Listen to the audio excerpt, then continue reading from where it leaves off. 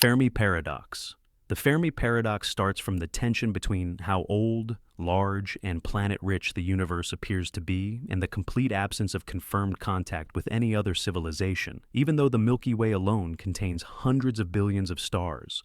Modern surveys show that planets are common, with hundreds of millions of Earth-sized worlds, likely orbiting in habitable zones around sun-like stars. And the Drake equation combines factors such as star formation rates, planet occurrence, and the chances of life and technology into estimates that often predict that communicating civilizations should not be extremely rare. If even a tiny fraction of those hypothetical civilizations develop long-lived technologies such as powerful radio beacons, directed laser transmissions, stellar-scale engineering, or self-replicating probes that spread between stars, then, in principle, their presence should be detectable across large regions of the galaxy. Yet, decades of targeted searches for artificial radio signals, unusual light patterns, or megastructures have yielded no unambiguous evidence, which has led many scientists to propose that there is a great filter somewhere in the chain, from simple chemistry to spacefaring intelligence, a step such as the origin of life, the emergence of complex organisms, or the long-term survival of advanced societies that almost all worlds fail to pass. Other explanations keep the galaxy full of civilizations, but make them effectively invisible by suggesting that advanced societies may choose strict non-interference with emerging worlds, may communicate using methods or time scales that current instruments cannot detect, or may have transitioned into very low-energy, compact technological states that leave almost no large-scale trace. And in all these cases, the paradox is disturbing because it implies either that humanity is an outlier in a mostly empty universe, or that many civilizations exist, but most are blocked, destroyed, or self-limiting before they can safely colonize the stars, forcing any long-term vision of our own future to reckon with the possibility that powerful filters or dangers may still lie ahead. The Great Filter. The Great Filter is a proposed answer to the question of why the universe looks capable of producing many civilizations, yet appears empty and silent when we search for signs of them. It suggests that along the path from dead matter to a long-lived spacefaring species, there are one or more steps that are so unlikely or so deadly that almost no civilization ever gets past them. In this view, the apparent emptiness of the galaxy is not an accident, but evidence that something, somewhere in the sequence from simple chemistry to advanced technology, usually stops progress. To understand this idea, it helps to list the major stages that any spacefaring life form must pass through. A planet in a stable, habitable zone has to form, life has to emerge from non-living chemistry, that life must learn to copy itself. Using reliable molecules, simple cells must evolve into more complex cells. Multicellular organisms must appear. Intelligent tool, using species must arise, and finally those species must develop technology and survive long enough to spread beyond their home world. The Great Filter asserts that at least one of these stages is not just difficult, but extraordinarily rare or fragile, a near impossible hurdle that almost everything in the universe fails to clear. The position of the Great Filter in time is what makes this paradox frightening. If the filter lies mostly in the past, if, for example, the origin of life or the jump to complex cells almost never happens, then humanity may be a rare exception in a largely empty universe, and our chances of long-term survival could be relatively good because the most dangerous hurdles are already behind us. But if the Great Filter is still ahead, if most technological species destroy themselves through war, environmental collapse, uncontrolled artificial intelligence, or other disasters before becoming stable spacefarers, then the silence of the cosmos may be a warning that nearly all civilizations reach a self-destructive phase they cannot reliably escape. In that case, the Great Filter is not only a theoretical explanation for the lack of visible alien empires, but also a direct statement about how narrow the path through the future might be for any species that gains world-shaping technology. It ties the vast statistical question of why we do not see others to specific choices that determine whether a young civilization stabilizes and spreads or collapses before it can leave a lasting mark on the galaxy. Olbers' paradox. Olbers' paradox starts from a simple but unsettling observation. If the universe were infinite in size, eternal in age, and uniformly filled with stars, then the entire night sky should glow as brightly as the surface of a typical star. Yet, what we actually see is mostly darkness with only scattered points of light. The logic is that in an endless static universe, every line of sight from Earth would eventually hit the surface of some star. And when the light from all those stars is added together, the sky should be uniformly bright rather than predominantly black. The paradox relies on several key assumptions: that the universe has always existed in roughly its current form, that stars are distributed more or less evenly through space, and that light travels forever without being significantly absorbed or lost.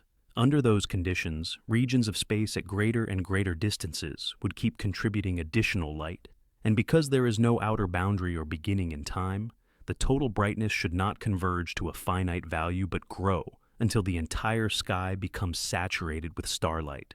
Modern cosmology resolves Olbers' paradox by showing that several of those underlying assumptions are wrong. First, the universe is not infinitely old, but has a finite age of about 13.8 billion years. So there has only been a limited amount of time for light to travel, meaning that light from extremely distant regions has simply not had time to reach us. Second, the universe is expanding, which stretches the wavelengths of light from faraway galaxies, shifting them into infrared and microwave bands that the human eye cannot detect, and reducing their contribution to visible brightness. In addition, stars themselves have finite lifetimes and occupy a very small fraction of space, so vast volumes between galaxies remain dark, further limiting how much light actually reaches any given point. The residual glow from the early universe does exist as the cosmic microwave background, but it is so cool and redshifted that it can only be seen with specialized instruments, not as visible light filling the night sky. In this way, what looks like a simple question about why the sky is dark becomes direct evidence that the cosmos is dynamic, expanding, and finite in age rather than static and eternal. Cosmological horizon paradox. The cosmological horizon paradox, often called the horizon problem, comes from a conflict between what the Big Bang model predicts and what is actually observed in the cosmic microwave background, the faint afterglow of the early universe. According to the standard picture, the universe has a finite age of about 13.8 billion years, and light travels at a finite speed. So there are regions on opposite sides of the sky that are so far apart that no signal or radiation could ever have passed between them since the Big Bang. Yet measurements showed that the temperature of the cosmic microwave background is almost perfectly uniform across the entire sky, differing by only about 1 part in 100,000.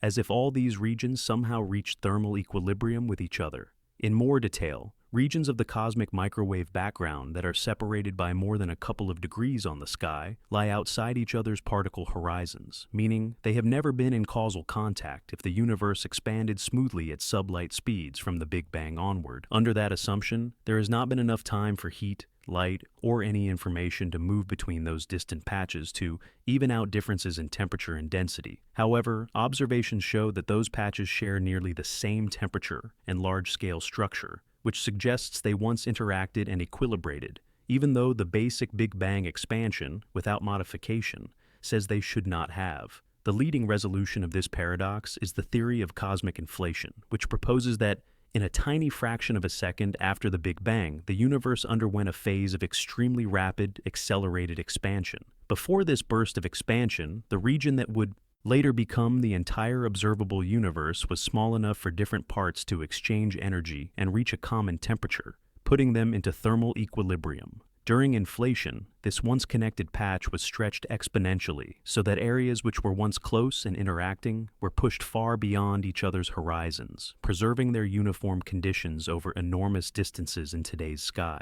In this way, the cosmological horizon paradox does not indicate that the Big Bang model is wrong, but that it is incomplete without an early inflationary phase that sets nearly identical initial conditions across space.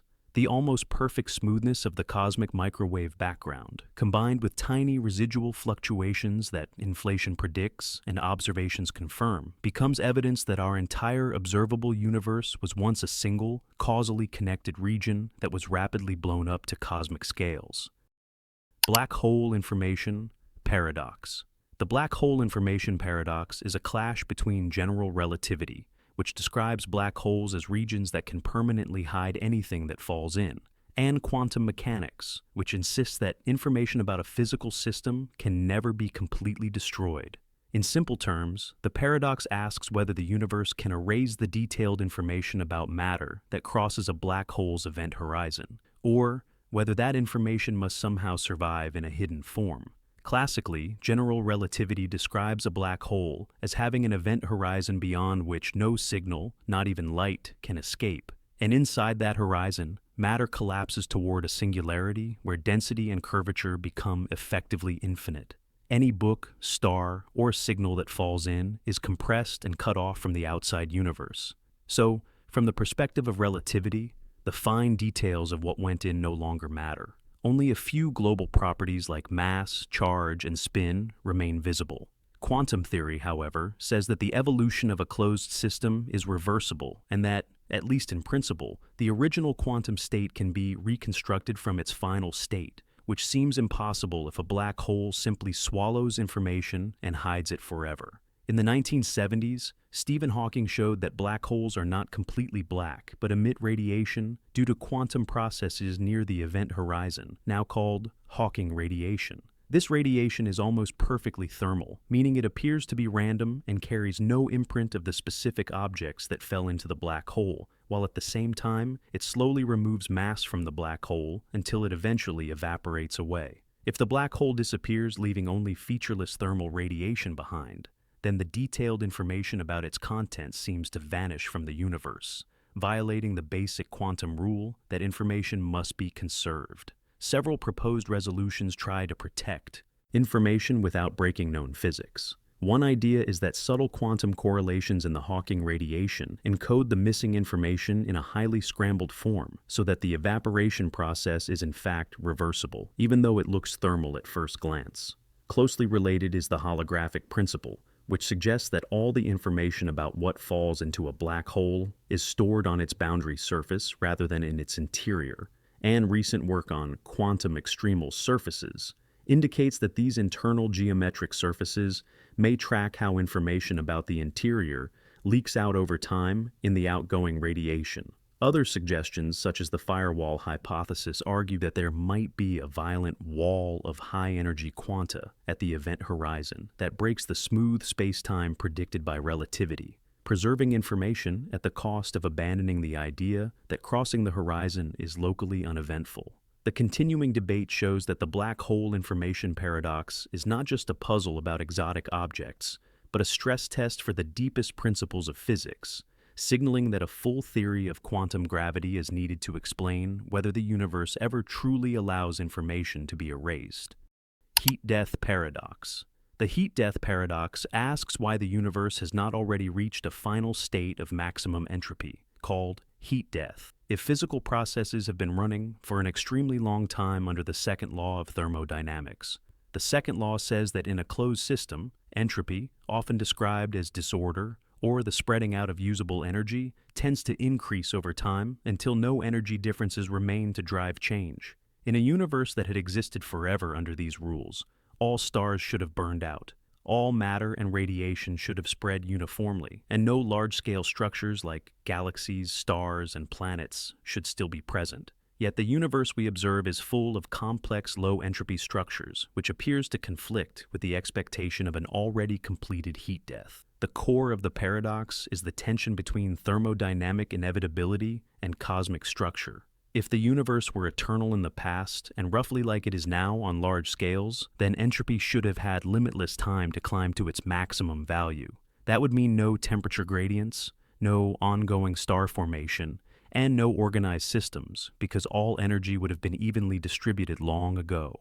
The very existence of bright stars, active galaxies, and planets supporting complex chemistry therefore seems to contradict the idea of an infinitely old cosmos governed by the second law. Modern cosmology resolves this by showing that the universe is not past eternal in its current form, but has a finite age of about 13.8 billion years and began in a very low entropy state. There has simply not been enough time for entropy to reach its absolute maximum everywhere, especially as the expansion of the universe constantly increases the available volume into which energy and matter can spread.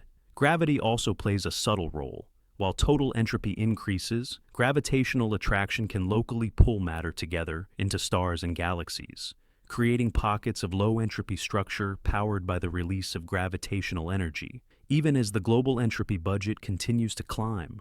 From this perspective, the heat-death paradox is less a contradiction and more a pointer to the universe's finite age and evolving state. Current models predict that, given enough time, stars will exhaust their fuel, stellar remnants will cool, black holes will slowly evaporate, and matter itself may eventually decay, leaving a thin, cold bath of nearly uniform radiation close to maximum entropy. The paradox then highlights that the universe is still in a relatively early, structure-rich phase of its history, even though the long-term thermodynamic trajectory points toward a dark, dilute, and essentially inactive future. Twin paradox. The twin paradox is a thought experiment in special relativity where one twin stays on Earth while the other travels on a high-speed spacecraft, turns around, and eventually returns, only to find that less time has passed on their own clock than on their siblings' clock. At first, this seems contradictory because, during the cruise phases, each twin can say that the other is the one who is moving, and special relativity says that a moving clock runs slow compared to a clock at rest. The apparent paradox is that both twins seem entitled to conclude that the other should be younger at reunion, but in reality, only the traveling twin has aged less. The resolution lies in the fact that the situation is not symmetric once acceleration and changes of reference frame are taken into account. The twin who remains on Earth stays in a single inertial frame, one that is not undergoing large accelerations, while the spacefaring twin must accelerate to leave, decelerate to turn around, and accelerate again to come home, switching between different inertial frames. In space-time diagrams, the stay-at-home twin follows a nearly straight world line, while the traveler's world line bends. And in special relativity, the path with bends between the same start and end events corresponds to less proper time, meaning the traveler experiences less elapsed time. Concrete numbers make this clearer. Suppose the traveling twin flies to a star system 10 light-years away at 99% of the speed of light, and then returns at the same speed. From Earth's point of view, each leg of the journey takes a bit more than 10 years, so around 2 decades pass on Earth between departure and reunion. Due to time dilation, the moving twin's onboard clocks run much slower relative to Earth's, so the traveler might experience only a few years for the entire round trip, arriving home significantly younger than the sibling who stayed behind. This is not just a theoretical curiosity. The same relativistic time dilation has been measured experimentally with atomic clocks placed on fast aircraft and satellites, which return having accumulated slightly less time than identical clocks that remain stationary. In this way, the twin paradox illustrates that time is not absolute, but depends on the path taken through spacetime, and that acceleration and changes in velocity break the simple symmetry that initially makes the scenario look contradictory. Bootstrap paradox. The Bootstrap paradox is a time travel scenario in which an object, idea, or piece of information is sent back into the past and becomes the source of itself, forming a closed causal loop with no clear point of origin. In such a loop, the effect is also the cause. A future event triggers something in the past that, in turn, leads to that same future event, so that the item in question exists but is never created in the usual way. This makes the Bootstrap paradox ontological, meaning it directly attacks the idea that every object or fact must have an origin located earlier in time. A typical example uses a time traveler and a work of knowledge. Imagine a physicist in the future who has a complete copy of a famous theory. They travel back in time and hand the manuscript to the younger version of the original scientist, who then publishes it and becomes known as the author. Decades later, a copy of that published work is archived, eventually discovered by the same future physicist, who then takes it back in time, completing the loop. The theory clearly exists in every step of the cycle, but if the only events that ever occur are the time traveler handing over the manuscript and later retrieving a copy, there is no point at which the content was first derived from scratch. From the standpoint of ordinary physics and causality, this is disturbing because it breaks the usual chain where causes precede effects in a one-way sequence. In a bootstrap loop, the timeline is self-consistent. Nothing contradicts itself, and every event follows from previous ones. But the overall loop has no external cause, so information appears to be self-created. The paradox raises questions about whether time, in a universe that allows backward travel or closed time-like curves, must be viewed as a four-dimensional block where past, present, and future all coexist, making origin a less meaningful concept. Some attempts to soften the paradox invoke the idea of multiple timelines or parallel universes, in which the original version of the information is created in one timeline and then passed into another via time travel, so that the loop does not arise within a single history. Others appeal to self-consistency principles, which state that only those time travel actions that fit into a logically coherent loop are allowed, effectively accepting that certain objects or pieces of knowledge may be trapped in closed cycles without an external starting point. In either case, the Bootstrap paradox serves as a sharp test of whether familiar ideas of cause, effect, and explanation can survive in any universe where travel to the past is possible. Grandfather paradox. The grandfather paradox is a classic time travel puzzle that exposes a direct conflict between backward time travel and the basic rule of causality, which says causes must precede their effects. In its standard form, a time traveler goes into the past and prevents one of their grandparents from having children, often by imagining the extreme case of killing the grandfather before the relevant parent is conceived. If that action succeeds, the traveler's parent is never born, and therefore the traveler is never born, which means there is no one to go back in time and carry out the act that removed their own origin. This creates a self-contradictory loop. In one version of events, the traveler exists, uses a time machine, and changes the past. In the other version, the past has been changed so that the traveler never exists, and therefore cannot have changed the past.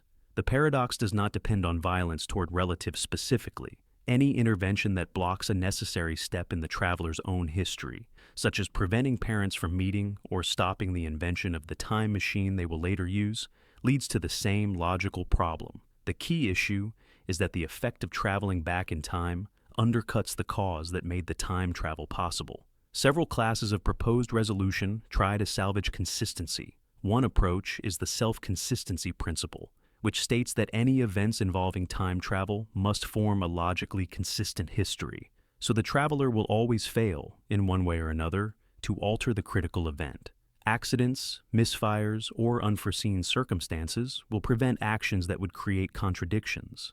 Another approach denies that travel to one's own past within a single timeline is possible at all, arguing that the grandfather paradox shows that such travel leads to logical impossibilities, and therefore is ruled out by the structure of physical law. A different family of ideas allows time travel, but changes what the past means. In these models, going back in time shifts the traveler onto a new, branching timeline or parallel universe.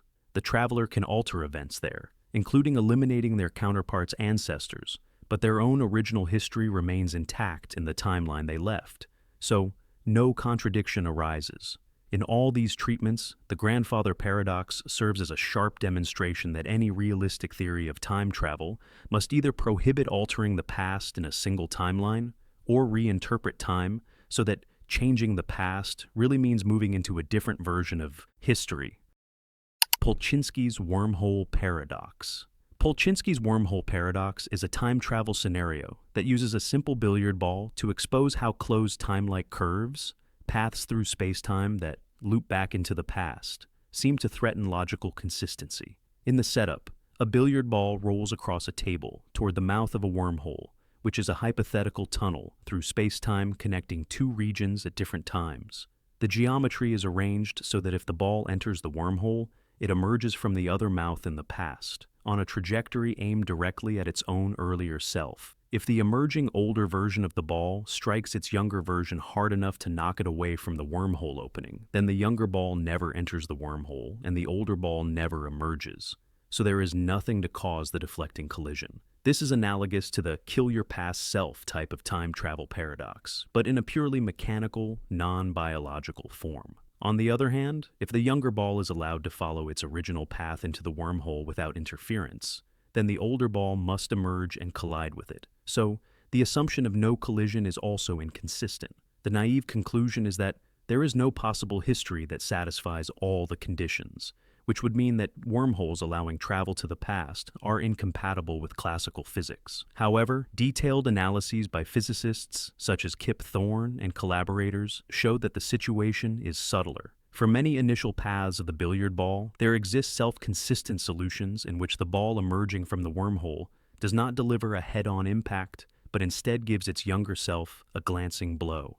This slight nudge changes the younger ball's trajectory just enough that it still enters the wormhole, but along a path that leads to the same glancing collision in the past, forming a closed, non-contradictory loop. In some cases, there are even multiple self-consistent trajectories for the same initial conditions, meaning the paradox is replaced by an overabundance of allowed solutions rather than a total absence. This behavior supports the Novikov self-consistency principle, which states that in any region of spacetime containing closed time-like curves, only globally self-consistent histories are physically realized. In that framework, attempts to create a genuine contradiction, such as stopping the ball from ever entering the wormhole when its future version depends on it doing so, simply have zero probability, and the actual motion of the ball automatically adjusts, through ordinary physical laws, into a consistent loop. Polchinski's wormhole paradox therefore becomes a testbed for the idea that if time travel is allowed at all, the universe may enforce a kind of built-in timeline protection, eliminating true paradoxes but constraining what trajectories and actions are possible. Observer paradox. The observer paradox in quantum physics refers to situations where the act of measuring a system changes its behavior, so that what is observed depends directly on how it is observed. In everyday life, looking at an object does not noticeably alter it, but in the quantum realm, obtaining information about properties such as position or which path a particle took can destroy delicate patterns that only exist when those properties remain undefined. This challenges the classical idea that measurement merely reveals pre-existing facts, suggesting instead that some aspects of reality crystallize only when an interaction that counts as a measurement takes place. Schrödinger's cat is the most famous thought experiment illustrating this tension. A cat is imagined sealed in a box with a radioactive source, a detector, and a poison mechanism arranged so that if an atom decays within a fixed time, the poison is released and the cat dies, while if no decay occurs, the cat survives. Quantum mechanics describes the undecayed and decayed states as a superposition, and by coupling the cat's fate to that microscopic event, the cat is also described as both alive and dead, until the box is opened and a definite outcome is recorded, making the moment of observation central to how the scenario is described. The double-slit experiment gives a concrete, experimentally tested version of this paradox. When particles such as photons or electrons pass through two closely spaced slits, and no attempt is made to detect which slit each particle uses, the arrival pattern on a screen shows interference fringes, indicating wave-like behavior, as if each particle traveled through both slits at once. When detectors are placed at the slits to determine which path each particle takes, the interference pattern disappears and is replaced by two broad bands, as if the particles now behave like classical objects going through one slit or the other, with the only change being the act of gaining which path information. In modern terms, this behavior is explained by quantum superposition, entanglement, and decoherence rather than invoking human consciousness, but the core puzzle remains that the form of the outcome depends on whether the experimental setup allows path information to exist in principle. The observer paradox, therefore, encapsulates a central mystery of quantum theory. Measurement is not just a passive readout, but a physical interaction that can erase interference, select definite outcomes from superposed states, and force any interpretation of quantum mechanics to explain how and when these transitions occur. Boltzmann brain paradox. The Boltzmann brain paradox is a thought experiment in cosmology that asks whether, in an enormous or eternal universe dominated by random fluctuations, it is statistically more likely for a single self-aware brain to briefly assemble by chance, with false memories, of a past than for an entire low-entropy universe like ours to arise and evolve in the way we think it did. It grows out of Ludwig Boltzmann's idea that our observed ordered cosmos could be a rare fluctuation out of a much larger, high-entropy background, and then pushes that logic to an extreme conclusion. In a system that lasts for an immense time near thermal equilibrium, small entropy-lowering fluctuations are far more common than large ones. Creating a whole structured universe with galaxies, stars, and planets requires a huge downward fluctuation in entropy, whereas forming a single brain-sized clump of matter with a working pattern of neural activity requires a much smaller fluctuation. If the universe persists for effectively infinite time under such conditions, the argument goes, then brief, randomly assembled Boltzmann brains should outnumber ordinary observers who arise through normal cosmic evolution, making it overwhelmingly likely that you are one of these isolated brains, complete with fabricated memories of a universe that never actually existed. This leads to a deep epistemological and cosmological problem. If a given cosmological model predicts that most observers are Boltzmann brains, then typical observations and memories become unreliable, because almost all such observers live in illusions rather than in a genuine, long-lived, structured cosmos. That would mean the very evidence used to support the model is probably false, undermining the theory that produced the prediction in the first place, and turning the scenario into a kind of reductio ad absurdum. If a model says you are probably a Boltzmann brain, that is taken as a reason to reject the model. Many modern cosmological proposals are evaluated partly by asking whether they avoid a future dominated by Boltzmann brains. Models in which the universe does not last forever, or in which expansion and vacuum decay prevent endless equilibrium, can limit the total number of fluctuation-born observers so that normal, evolution-based observers like us remain statistically typical. In this way, the Boltzmann brain paradox functions as a consistency check on theories of the universe's long-term behavior, forcing them to produce a cosmos in which ordered histories and stable physical laws are not just rare, misleading flashes in an otherwise featureless void.